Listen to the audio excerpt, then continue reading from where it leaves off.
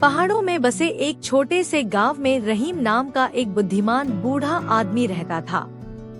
अपनी बुद्धि और दयालुता के लिए मशहूर रहीम से अक्सर गांव वाले सलाह लेते थे। एक दिन अहमद नाम का एक युवक परेशान मन से रहीम के पास आया। अहमद को गुस्सैल स्वभाव का माना जाता था और उसे गुस्से में चोट पहुंचाने वाली बातें कहने की आदत थी। उसने कहा, बुद्धिमान रहीम, मैं अपने गुस्से पर काबू नहीं रख सकता। मैं अक्सर ऐसी बातें कह देता हूँ जिनका मुझे पछतावा होता है और जिनसे मैं प्यार करता हूँ उन्हें दुख पहुँचाता हूँ। कृपया मेरी मदद करें। रहीम ने धैर्यपूर्वक उनकी बात सुनी और फिर अहमद को कीलों का एक छोटा थैला और एक हथौड़ा दिया।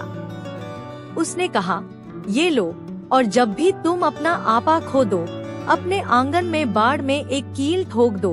अहमद हैरान था लेकिन सलाह मानने के लिए तैयार हो गया।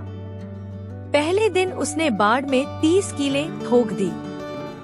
अगले कुछ हफ्तों में जैसे जैसे उसने अपने गुस्से पर काबू पाना सीखा, उसके द्वारा प्रतिदिन ठोकने वाली कीलों की संख्या धीरे धीरे कम होती गई। उसने पाया कि बाड़ में कील ठोकने की तुलना में अपने गुस्से को काबू में रखना ज्यादा आसान था। आखिरकार वह दिन आ गया जब अहमद ने अपना आपा बिल्कुल नहीं खोया। वह गर्व से रहीम के पास गया और उसे खुशखबरी सुनाई। रहीम ने मुस्कुराते हुए सुझाव दिया, अब हर दिन जब तुम अपना गुस्सा काबू में रख पाओगे, बाड़ से एक कील निकाल दो। अहमद ने हर दिन कीलें निकालना शुरू किया। जब वह अपने गुस्से पर काबू पाने में कामयाब हो गया, दिन बीतते गए और जल्द ही सभी कीलें निकल गईं। वह अपनी उपलब्धि साझा करने के लिए एक बार फिर रहीम के पास गया।